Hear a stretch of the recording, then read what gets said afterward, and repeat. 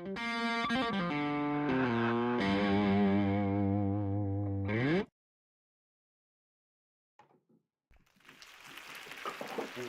morning. How's everybody doing today? If you're in the audience, go ahead and send me a chat. This is Dr. Chris Roddenberry coming to you live from Willow Springs, North Carolina. Got my coffee, ready to talk about personality testing a little bit. I hope everybody's doing well. Angelina is not going to be here today. She typically would be here, but she called me and told me that she was getting an award today, and she would not be able to make it, or she was doing a presentation, a big presentation today. So good luck to you today, Angelina. We'll be thinking about you as we go through class. Okay, I see we've got a couple people in the audience. Do you have any questions? Do you want to type in the chat bar and say hello? If not, I'm going to go ahead and get started on chapter 8. Does that sound okay? So we're talking, chapter 13. So we're talking about self and personality again. If you remember yesterday, I talked about the self is this mental construct that we all have in ourself. We have a self schema with a set of associations. You develop this over the course of your life. It's the ideas of who you are, where you've been, what groups you belong to. And I suggested to you that you can think of some characteristics as more chronically accessible parts of the self. We might call that your level of your self-concept or your level of self-esteem. And so we were talking about what it is to have a self yesterday and how to develop it. Now, today we're going to talk about a different characteristic, a more applied part of personality theory, a more useful part of personality theory, in my opinion, and probably the part of personality theory that you are familiar with. This is the measurement and testing approach. So, from the trait approach, we want to ask the question, well, what exactly does personality look like? Can we can we measure personality? And if so, what exactly does it look like? So the trait approach is a method of studying personality that is interested in describing what personality looks like. Okay, and if you think about it from what you need to be able to do in order to measure personalities, you have to be able to answer these three questions. How is everyone like you? How are some people like you? And how is no one like you? What exactly do you mean, Chris? Well, here's the deal. How is everyone like you? In order to develop, to test personality, we need to be able to develop tests that can measure everybody. So the test needs to be able to incorporate everybody. What are the traits that we all have in common? So we can say that agreeableness or conscientiousness or emotionality is a personality trait that we all have to some degree, right? Now, we also want tests that can allow us to compare groups of people. Have you folks heard of introverts versus extroverts? I'll bet you have. Have you heard of type A personalities versus type B personalities? We want tests that can allow us to group people for research or other interests that we may have.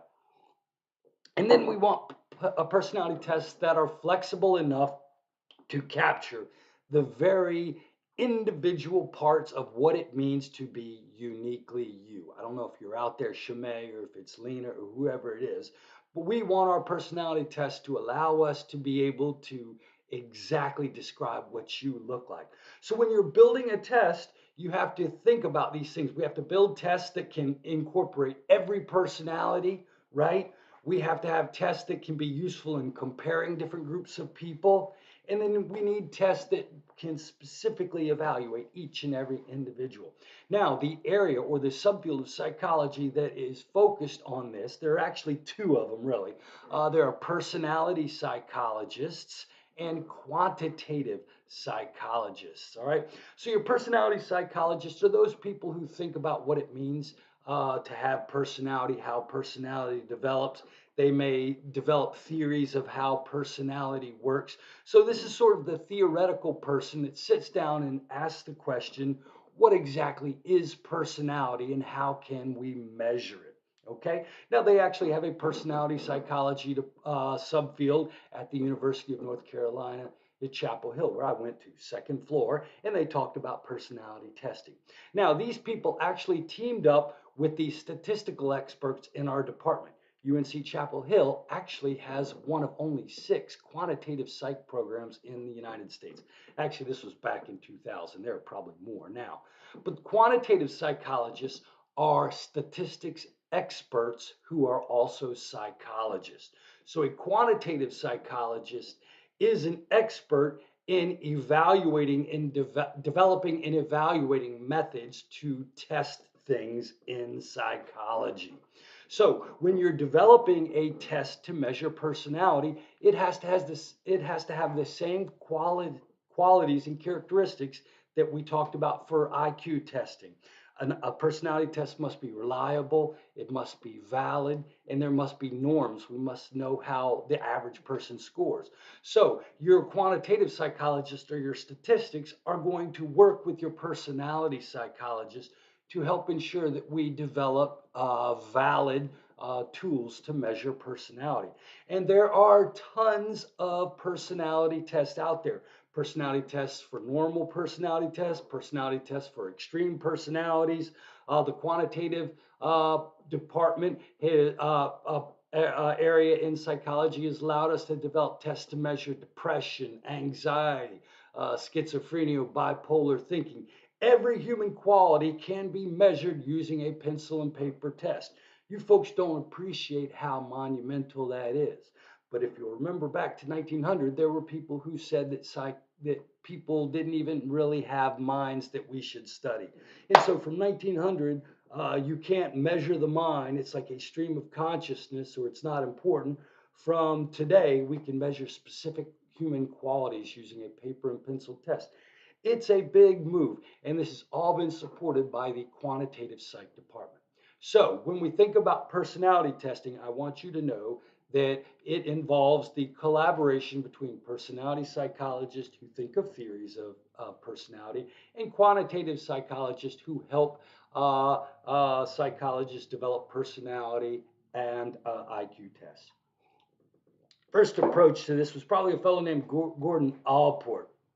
And he started out by looking in the dictionary. Turns out if you go to the dictionary in English, and I'm sure this is true in every language, there are tons and tons of words that can be used to describe people's personality. If you want to start measuring personality, why don't we start by looking at the words that people use to measure personality, right? So there are people who are aggressive, people who are passive, extroverts, introverts, people who are agreeable. There are people who are persnickety, right? Or people who are cantankerous. There are people who are obsequious. Have you ever heard any of these terms? It turns out that there are thousands and thousands of words that you can use to describe personality. So if you look at these words, they can sort of give you a hint as to what personality looks like. And this guy, Gordon Allport, he sort of had more of a theoretical approach. He said, if you think about it, you can group personality traits into sort of 3 broad categories. Central traits are general traits that we all have to some degree. And he suggested, in his theory, he suggested warmth and intelligence as central personality traits that we all have to some degree or another. We're going to talk about some other traits today, extroversion, agreeableness, or conscientiousness. But central traits are traits that we all have to some degree. So if you think about your friends, they all have some degree of warmth. They all have some degree of intelligence. They all have some degree of extroversion. So we can use these words to describe each and every one of our friends. Joe is very extroverted and is not extroverted at all. Ted is sort of extroverted. We can use that word to describe everybody. He argued there are also other traits that are less important and that maybe people only demonstrate situationally. So these are more limited personality traits, and he called these peripheral traits. And these are traits that maybe not everybody has or not everybody demonstrates in certain situations. So really, it doesn't matter if I cheat at board games or not. But you might find out that I'm the kind of guy who has a great personality, but when it comes to playing Monopoly, I always cheat, right? So that's not a trait that's necessarily useful to describe me or to characterize all people, but it's a trait sort of that I have that I demonstrate situationally. So he said human beings are composed of these central traits that we all have. If you think about it, the structure of personality, and then some of us have different individual traits he called peripheral traits. Now, some people have these things he called cardinal traits. This is a trait which sort of totally dominates a person and marks them as a unique person. You can think of Michael Jordan as being a super duper competitive person. Or I don't know if any of you has a friend for whom musicality or dance or joking or something just rules their life. Everything they do, from the clothes they buy to the activities they do to the people they talk to, this trait just sort of is everything for them. Those are cardinal traits. So the neat thing about Gordon Allport is he had the insight to go to how we describe personality. Okay, the words we use to describe personality are there because they actually have meaning. Good insight. And he started to think about how we should structure this thing called a personality and these traits that we have. Now, his theory sort of is tangential to the way we measure personalities these days, but he did have these good insights of organizing the personality and and using language and descriptors to measure personality. Now, when you make a personality theory, this is the personality psychologist would know this. There are two ways to start. You can start with a theory. You can say, I think people are this, and then you can make a test up to measure that.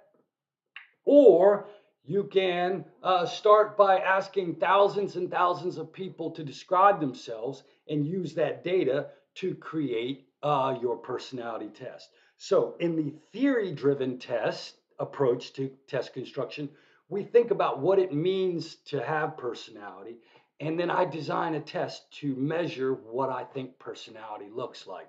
This approach is known as a theory driven approach to test construction, okay? Now we're going to contrast that with, like I said, what we might call the data-driven approach.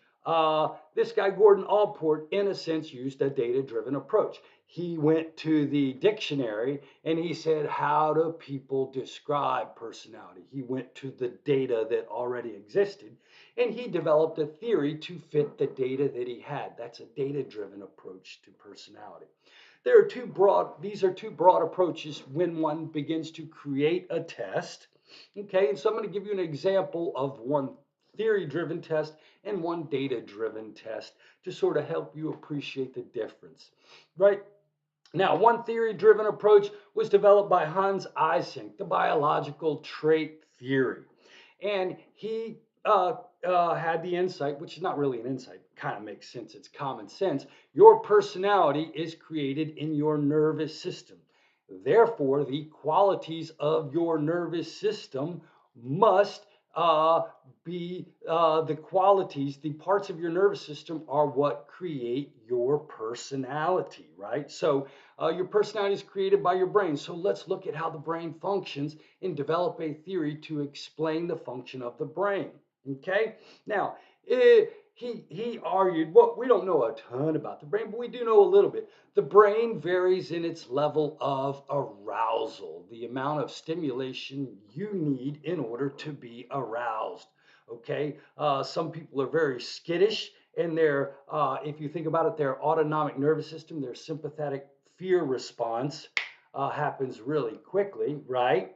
Okay, so these people sort of have a high emotionality, if you will, and you can think about parts of your brain that control your emotionality.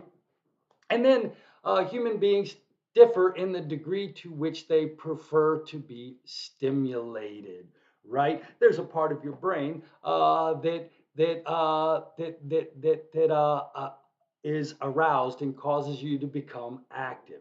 So he argued that if you look at the reticular system and the limbic system, the emotional center and your arousal center, we can begin to create a model of personality that's based on this.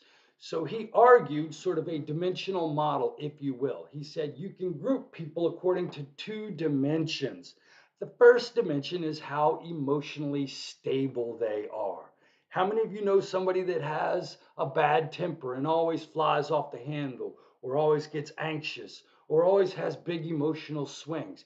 That person is emotionally unstable. And then you have some people who are very calm and nothing seems to get them excited. You know, the crazy thing is, you can see this in infants. Some infants cry a lot, and some infants don't cry a lot. So emotional stability is one characteristic or quality controlled by the limbic system of the brain. Now, we also have this different part in our brain called the reticular activating system that allows us to be stimulated. And remember, if you remember from a couple of weeks ago, we talked about people preferring to have a medium level of arousal, right? We talked about arousal theories of motivation. People do things to avoid boredom, and they also try to avoid being terrified. We have this optimal level of arousal. That's controlled. We didn't talk about it a couple of weeks ago, but that's controlled by your reticular activating system. That's the part of your brain that chooses your preferred level of arousal. And you know, here's the crazy thing. You're going to see this novelty, this desire for novelty in infants. Some babies like new things and some babies don't like new things.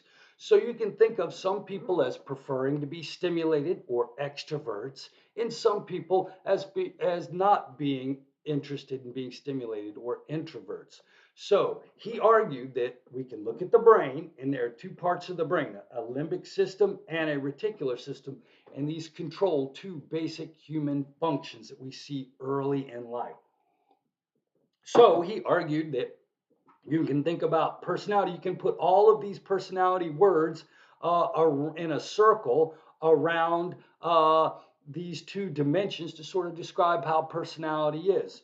So if you think about it, an anxious person is emotionally unstable and probably introverted. They don't like stimulation and they are emotionally unstable.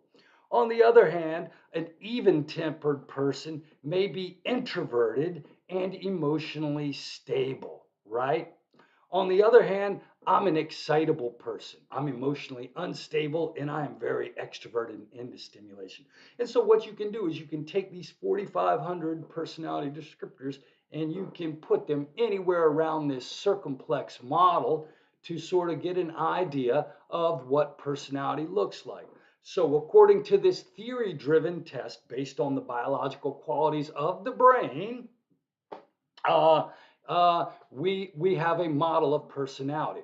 Now, the problem with developing a theory-based test of personality is if your theory is wrong or limited, then your test, in a sense, isn't valid. Because remember, your test has to be able to measure everybody, because everybody has a personality. So some people argued that this test doesn't characterize people with personality problems. Where do your people with severe and aggressive psychological mental disorders go on this? Where do you put your sociopaths and narcissists? This model doesn't show them. And so, in a sense, after Hans Eysenck developed this theory driven test, people pointed out a limitation of his theory. Now, when people point out the limitation of your theory, you then have to redevelop your test. So he went back and had to reevaluate and develop his test. So he added a third dimension, and he suggested there's an impulse control system. We all have an impulse control, right? Not to follow our impulses. He argued that we can think of this as part of that reward-based system that we have in our brain and our frontal lobe being able to control us. So he added in a third dimension he called psychoticism, which is maybe your testosterone or dopamine system. And he argued that this system is sort of a third dimension on which we can place personality. So here's the weird thing. You can decide based on either the biology of human beings or what you know, you can develop a theory of what personality looks like and then develop a test to measure the qualities of that theory. And he actually had a test to measure these two dimensions. However, if you use a theory, when more data comes in or somebody criticizes your theory, your test then maybe is incomplete and you need to change it. Let's compare. And so here's sort of just quickly before we move on, I do want to point out this thing. We didn't talk about it in chapter 2, biological psychology. We didn't talk about it in motivation and motion. But there's actually a neural pathway, a set of neurons in your brainstem that go up to your midbrain from your brainstem called the reticular activating system. And this system acts as a filter to allow you to receive stimulation. When you go to sleep at night, this system shuts down, and the smells that come to your nose don't get into your brain. You don't hear sounds because your reticular activating system shuts down in a sense, so sensory stimulation doesn't wake you up while you sleep. A famous psychologist or biologist, Paul Bremer, in the 50s, demonstrated that if you actually go in and cut this, make an incision in this part of the brainstem in cats, they fall into a coma and never wake up. So you can think of this reticular activating system as a filter for your sensory awareness. Things have to break through your reticular activating system. Some people have reticular activating systems that are more sensitive. They need less stimulation to get through. Some people have reticular activating systems that don't energize as easily, don't activate as easily.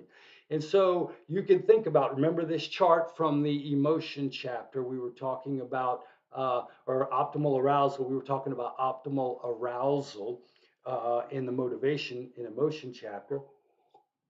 And you can think about the level of arousal that you prefer is maybe based on the sensitivity of your reticular activating system. And you can think of people who prefer more extroverts as people who need more stimulation to achieve optimal arousal. And you can think of introverts as being those people who need less stimulation from their reticular activating system to achieve appropriate arousal. So it's an interesting part of the nervous system that we haven't talked about yet. But you can think of one type of personality test as the test that is developed from our good thinking or a biological quality of the human being, and we develop the test to measure this theory. And so a lot of the personality tests that you see are going to be developed using this. So psychologists realized that there was this thing called anxiety, that people had anxiety disorders. So a test was developed to measure anxiety disorders. People are depressed, so a test was measured to measure your level of emotional positivity. People believe that there's a concept called self-esteem, a general evaluation of yourself. So a test was measured to measure, a test was developed to measure this part quality of your personality. So there are tons and tons of measures of human mental functioning that are developed based upon a theory of something that we think exists. These are theory driven tests. But remember, your theory driven tests have to be changed if the theory turns out to be wrong or limited, right? So that's one way of doing this. Excuse me, I'm going to disappear for just a second. So a second approach is known as the data-driven approach. And what you do with the data-driven approach is we don't start with any particular theory for how what personality looks like, but instead we start gathering data. And then we analyze the data to see what the data are telling us. So you know what we could do? We could take those 4,500 definition words that personality descriptors that were developed earlier, right? Remember when we were talking about the father of psychology, Gordon Allport? We said he had 500 personality descriptors. You know what you could do? You could give those descriptors out to people and you could say, hey, pick the words that describe you. And the data driven approach started with that, the big five. They gave people statements that represented personality styles. I like big parties. I like being alone. When people say things to me, I am really worried about what they think. You can ask people all kinds of different situations, and you can have people respond to how they would behave in these situations. And then what you do is you look at the patterns of responses to see if there are any general tendencies in how people respond. If person says that I am uh, uh, uh, adjective one, what other adjectives do people who pick adjective one usually pick? So if you say I'm extroverted, do you typically say I'm happy, I'm energetic, I'm outgoing? What words tend to get picked together? And so what you can use is a statistical technique. You ask people to respond to a lot of situations, or you give them all the definitional word, the adjective personality adjectives out there. And then you use a statistical technique called a factor analysis to look for the clusters of traits or qualities or behaviors that hang together. And this allows you to make a statistical estimation of how many clusters there are and what these clusters look like. And so these tests of personality that were developed using this data-driven approach uh, gave different clusters of personalities. Now, there are some people who believe there are 3 clusters. There are some people who believe there are 7 clusters. There are some people who believe that there are 9 different clusters of personality traits.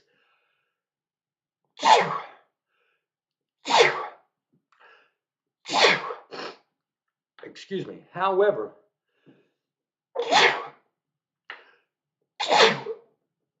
oh, excuse me.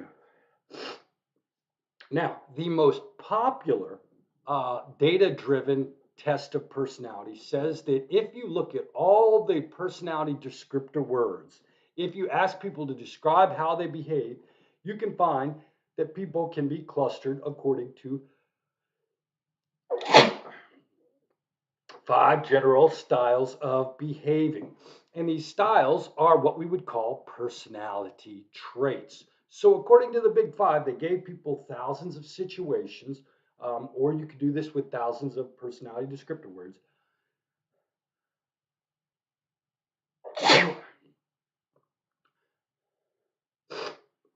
On a scale of 1 to 5, tell me how much each of these words represents you. On a scale of 1 to 5, tell me how much you would do this behavior. And then you can see, excuse me, which items hang together. And the clusters that are now commonly used in the most popular test of personality, called the Big Five test of personality, are described right here below me. So, according to the Big Five test of personality, there are 5 clusters of personality. You can think of these as central traits. Remember, we talked about from Gordon Allport's central traits. These are traits that all of us have to some degree in some dimension. I actually had you take this test for for class. And this test measures your openness to experience, your conscientiousness, your level of extroversion, your level of agreeableness, and your level of neuroticism. Now, the tests that you took are standardized, and those numbers that you've given are your percentile marks. You are compared to other people, and they tell you how much of this trait you have compared to the rest of the population. So, my openness to experience score is a 79. That means I am more open to experience. I like creative thinking and weird thinking and emotions more than 79% of the people that have taken this test. That means I'm more open to experience than other people. On the other hand, my agreeableness is a 47. That means compared to other people, I am more agreeable than 47% of other people. That means I am less agreeable than 53% of other people. Agreeable is the degree to which you will give up what you want in order to maintain a relationship. I tend not to be willing to give in. Some people call me stubborn, maybe even. So if you'll go look at your personality scores from this week, you'll notice that you have these different personality traits to some degree. And so go back and look at your test scores and see how you compare to the rest of the population. Are you in the 90th percentile or are you in the 10th percentile for that particular trait?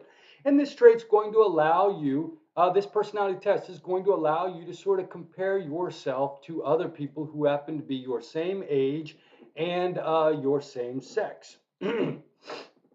This is probably the most common, the most popular test of personality on the market right now. The what I would call the omnibus test of personality. There are lots of different ways of describing personality tests. A test that measures one trait, okay, so you can have trait-specific personality tests. So a self-esteem scale is a trait-specific test, right? An achievement, an anxiety personality test. An anxious personality test is a trait personality test. The data, the big five, is what we would call an omnibus personality test. It's designed to measure all aspects of your personality. And this is the most popular test, omnibus test of personality on the market. So when you start talking about developing tests, you can think of tests that you develop from theories, theory-driven tests, versus tests that you let the data tell you what personality looks like. So we have theory-driven versus data-driven personality tests. Some personality tests are designed to measure individual personality traits, and some personality tests, like the Big Five, are omnibus tests of personality that are designed to measure all of what it means to have a personality. Right? Now, there are actually personality tests designed to measure extreme personality types or maladjusted personality types. So if you scored on the 95th percentile for neuroticism, it doesn't mean you have a personality disorder. You just have a very strong emotional personality. But when we get to the 99th percentile, we start to get into personality problems. A personality disorder is any personality disorder that disrupts your ability to function. There are people who have personality disorders, right? There are actually tests designed to measure these extreme personality styles too. So there are lots of ways to construct tests of personality. Okay, and that's really what I want you to get from this chapter. And I want you to understand the development of a theoretical, theory-driven test of personality, a theory based on the biology of the brain. And I want you to understand that you can use statistics to work the other way and to go from the data to your theory, the Big Five test of personality. Now, here's the deal. The development of these tests of personality, and just like IQ tests, people have asked the question, to what degree is personality a product of our genes or our environment? Which is more important in our personality? Now, you can assess the heritability of personality the same way you can do with IQ tests, right? We look at people who differ in their genetic similarity, and then we evaluate them on the behavioral trait of interest, and we see if there's a correlation between the amount of genetic similarity and behavioral similarity.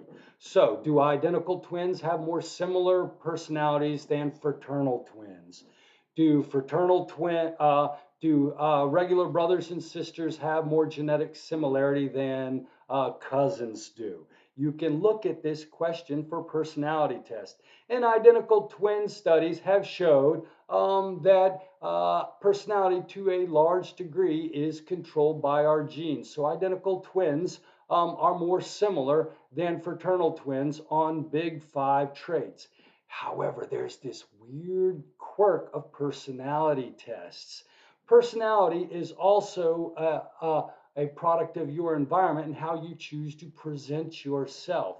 And what you're going to find with identical twins is that identical twins become more similar after they grow up and move out of the house. So older identical twins show more personality similarity than younger twins, probably because they live together and kids like to be different. They don't want to be thought of as the same thing.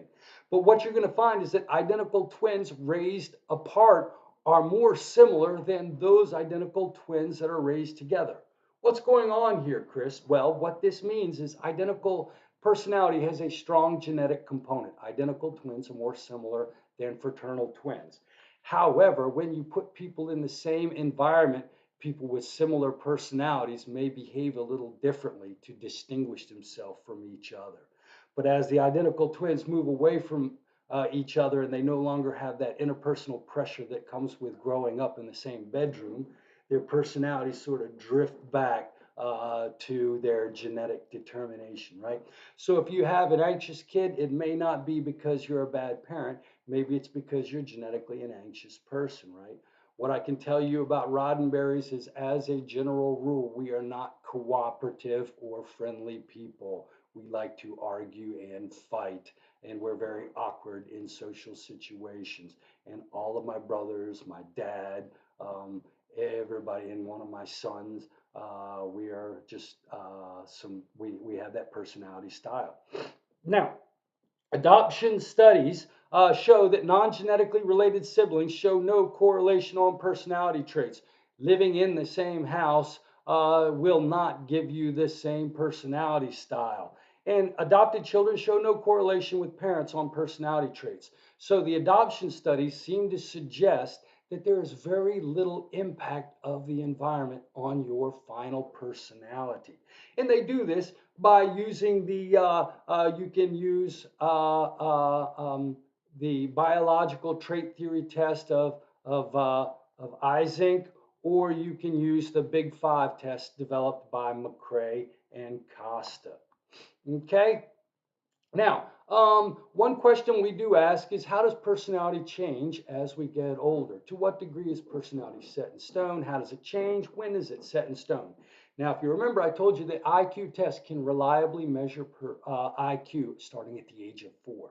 Whatever that human quality is, it becomes very settled by the age of 4. And if I measure your IQ at 4, you will be in the same percentile at 4 as you are when you're 14, 24, 34, and 44, with a little variation. But for the most part, your intelligence, whatever that quality is pretty much fixed at 4. Your personality actually doesn't really appear to be fixed until your teenage years. You cannot really reliably measure personality or diagnose a personality disorder until the teenage years. In fact, in the DSM system of diagnosing mental disorders, psychological disorders, you cannot be given a diagnosis of a personality disorder until your 18th birthday. And this takes into the account the fact that personality is kind of all up and down and not very consistent until our teenage years. So the first thing you need to know about personality is it takes a while to form, and it forms sometimes in our teenage years. Then after that, how does it change? Well, it depends. Does your personality change after you become a teenager? It depends on how you ask that question. Yes, it changes, and no, it doesn't change. What do you mean, Chris? Well, your personality will change as you get older. And you can look at this chart over here on the left-hand side. Conscientiousness as a personality trait increases as we get older. And so we're more conscientious as 18-year-olds than we are as 14-year-olds. We're more conscientious at 22 years old than we are at 18 years old. As you get older, your scores on conscientiousness will increase. And if you look at different cultures, you're going to see that this happens across cultures. German people, British people, Czech people, American people, their personality is going to, everybody's personality gets more conscientious as we get older. So everybody's personality changes. Did you know this? We are all going to become more agreeable as we get older, more conscientious as we get older, less extroverted as we get older. Everybody's personality changes in these predictable ways. All right. So, in one sense, everybody's personality changes. However, if everybody's personality changes in the same way, then relative to your peer group, your personality doesn't change. Does that make sense? So I am more conscientious now than I was at 18. However, I am still less conscientious than 53% of the people who are my age. So at 18, I was in the 47th percentile for all 18-year-olds in terms of my level of conscientiousness, right? Now, although my conscientiousness has increased, so have all of my cohorts' conscientiousness. So, compared to other 53-year-olds, I'm probably still 47 percentile in conscientiousness. So, my personality relative to my peer group hasn't changed. All right. So, when we start measuring personality, we have to think about how we're going to develop a test. Are we going to use a theory, or are we going to let the data tell us how to develop this test? Are we measuring an individual personality construct, or are we trying to measure the entire personality style? Right? Okay. And when we develop these tests, do they measure genetically determined qualities? And when we measure these qualities, what is their pattern of change as we get older and develop? So you see, all of the questions that we've been talking about this entire semester are used in the development of personality tests. Now, one thing I'd like to talk about before we actually do this is I want to talk about methods of assessing personality. There are two ways to assess personality. The first is to ask a person to describe their personality directly. In a self-report test, this is what we do. The Big Five test says, what would you do in this situation? What would you do in this situation? What would you do in this situation? What would you do in this situation? I am asking you to report how you would behave. The adjective checklist, which gives you personality descriptors and asks you to pick the ones that describe you, is a self-report test. I am asking you to tell me about your personality. That's one method for measuring someone's personality when you actually come to measure the test. Now, the advantage of this is it's a very direct method of assessing personality. Who knows you better than you? And if I ask you to do this using check marks or numerical scores, I can easily compare you to one another. If you go back and look at your Big Five test score, what you're going to see is that you have percentile scores for all of these five personality traits. You know how you compare to people who are the same age. So I know that I am more neurotic than 72% of the 53-year-old men. I am much more emotional, anxious, and angry than other 53-year-old men. I can compare myself. Wow, that's the real power of this direct method of asking people about their personality. However, the disadvantage of this is sometimes people either don't know about themselves or they may choose to lie, right? So if you're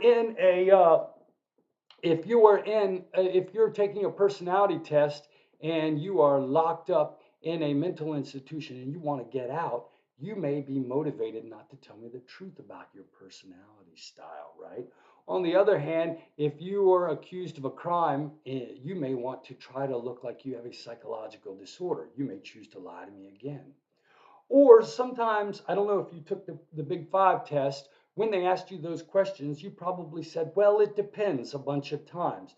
Sometimes the test questions are vague or don't apply to you, or it depends. And so sometimes the test structure itself makes it hard for you to truly describe your personality. So one of the ways we can measure personality is by directly asking people with numerical and easily scalable items, but these have advantages, but they also have disadvantages.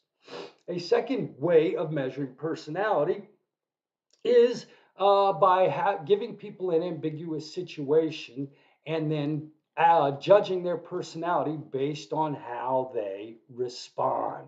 Okay, so here's the deal. I, uh, I, uh, the first day of class, I always, in my seated classes, I always do a projective personality test. As students enter my class on the first day, I greet each and every one of them. Hi, hello, hi, how are you doing? What's up? Hi, how are you doing? And I look at how they respond to me. And I know some people don't say hello back to me. Some people, and they go straight to their seat and sit down with their head down. Some people will say hi back to me, but then go back and sit down and don't talk to me anymore. And then some people say hello to me and then strike up a conversation on that first day. And what I know is those people that don't say hi to me are really introverted. And those people that strike up a conversation with me are the most extroverted people. So, in a sense, you don't even know your personality is being measured. Instead, you're just given an ambiguous situation and somebody tries to guess your personality based upon how you respond. Now, the neat thing about these tests is that they're harder to fool. My students didn't even know they were taking a personality test the first day of class. So they're going to act normal. They're not going to know how to fool the test. That's a great advantage of a projective personality test. Now, let me give you an example. The first one that was ever developed was this thing called you probably have heard of it, the Rorschach test or the ink blot personality test. Down below me is a picture of one of the slides of the Rorschach ink blot test. And what this is this is 10, 10 ink blots, just basic black and white or colored spots that are very ambiguous. And the person is asked to describe what they see. And the doctor tries to figure out the personality based on what the person sees. So if you will, I'm sharing my screen with you now. Hopefully you see the ink blot, see my screen here. Here's slide 1, slide 2, slide 3, slide 4, 5. So you see these slides?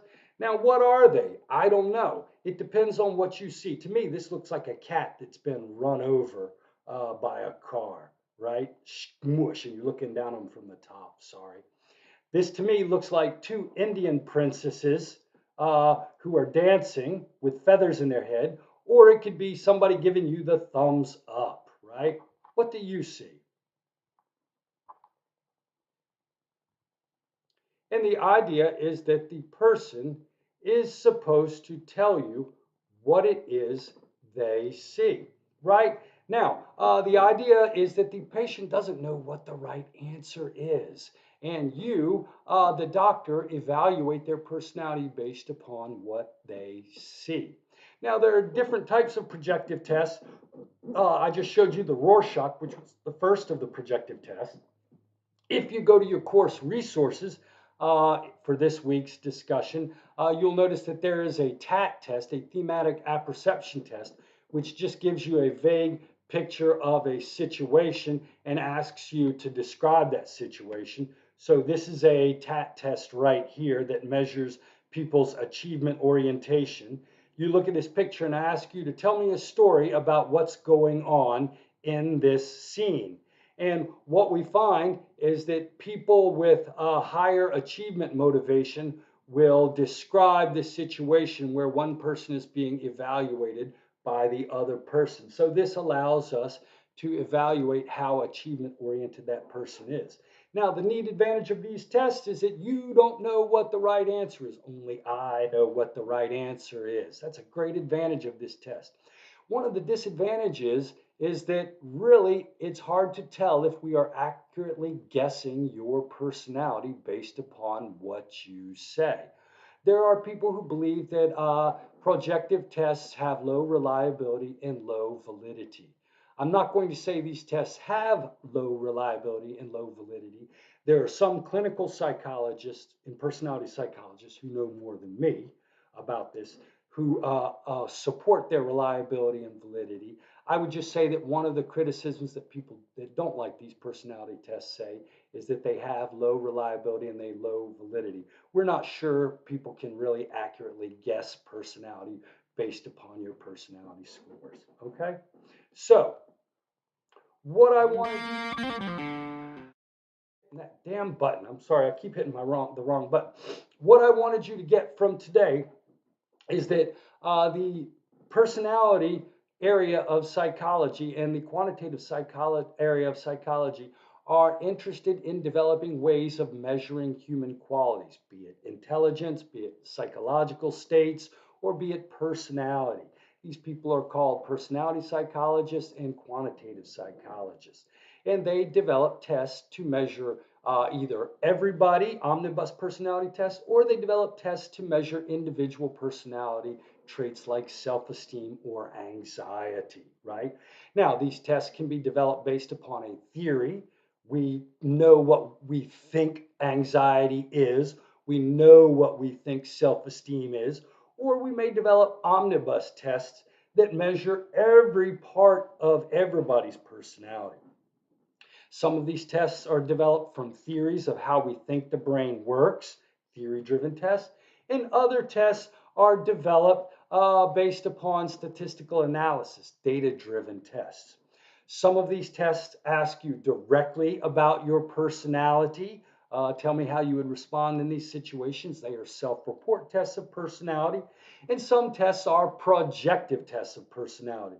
They ask you to do something weird or ambiguous, and then the person giving you the test tries to guess your personality. Projective tests of personality. So, after having listened to today's lecture, anytime somebody hands you a test of personality, you should be able to ask these questions. Is this theory driven or is this data driven? Is this a self report or is this a projective test of personality? Is it an omnibus test of all of what it means to my personality? Or is it measuring in an individual psychological state or personality style? Okay, so I hope you know a little bit more about personality testing as a result of sitting in this class. Don't forget your discussion board is due tonight at 11:59 p.m. If you have any questions, don't hesitate to send me a text or an email. Take care and have a great day.